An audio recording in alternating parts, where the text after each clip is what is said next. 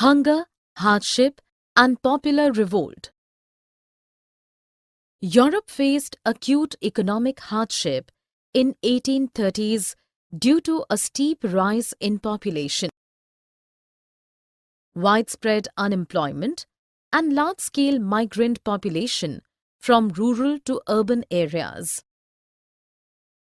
Cheap machine-made products from industrially advanced England gave stiff competition to small producers in other European countries.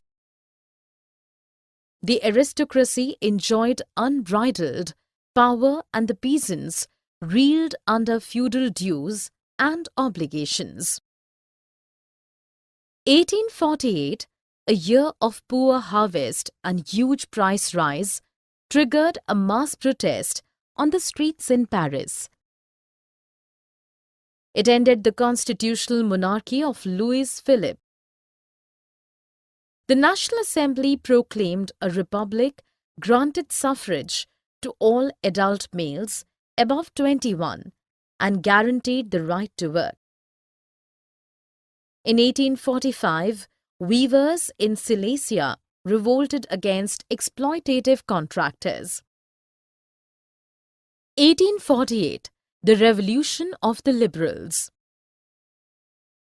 While France faced uprisings in 1848, there were revolts in other parts of Europe, Germany, Italy, Poland, Austro-Hungarian too. The liberal middle class vehemently voiced its demand for nation-states based on parliamentary principles. Numerous political associations having members from the middle class reached Frankfurt to vote for an all-German National Assembly. The Frankfurt Parliament drafted a constitution to be headed by a monarchy subject to a parliament for a German nation. The parliament dominated by the middle class resisted demands of workers and artisans and lost their support. The liberal movement did not get voting rights to women.